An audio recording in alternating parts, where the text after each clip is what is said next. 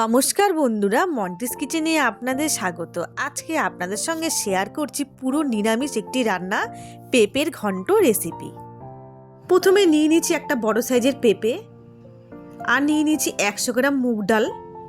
এবার চলুন পেঁপেটাকে আমি কেটে নিচ্ছি কিরমভাবে, দেখুন দেখুন এইভাবে একদম কেটে নিচ্ছি। এবার একটি গ্রেটারের সাহায্যে পেঁপেটাকে একটু ঘষে নেব। ব্যাস আমার হয়ে গেছে, দেখুন একদম এইভাবে করবেন। এবার একটি কড়াই বসিয়ে মুগ ডালটাকে হালকা ভেজে নেব। ব্যাস আমার ভাজা হয়ে গেছে। এবার একবার একটু ধুয়ে নেব আমি জল দিয়ে।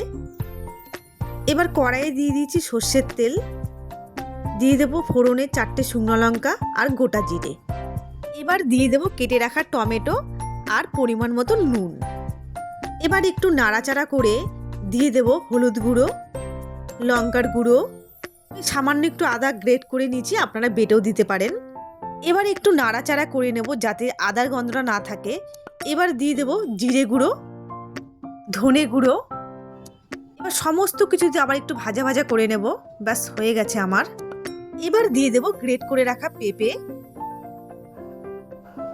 আপনারা তো পেঁপের তরকারি অনেক রকমেরই খেয়েছেন বানিয়ে, একবার এই পদ্ধতিতে বানিয়ে খেয়ে দেখবেন, সত্যি কিন্তু খেতে ভালো লাগে। এবার দিয়ে দেব ভেজে রাখা মুগ ডাল। এবার সমস্ত কিছু ভালো করে একটু মিশিয়ে নেব। দিয়ে দেব চেরা কাঁচা লঙ্কা। এবার দিয়ে দেব পরিমাণ মতন জল। এবার ঢেকে 5 থেকে 6 মিনিট সেদ্ধ করে নেব। ব্যাস আমার সেদ্ধ হয়ে গেছে। দিয়ে দেবো এবার পরিমাণ মতন চিনি, গরম মশলার গুঁড়ো, 1 চামচ ঘি।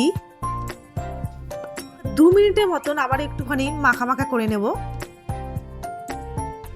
আপনারা যখন পরিমাণ মতন জল দেবেন, দেখবেন ডালটা যদি হালকা একটু গোটা গোটা থাকে, গোটা গোটা স্বাদটা আলাদা আর গলে যাওয়ার স্বাদটা আলাদা।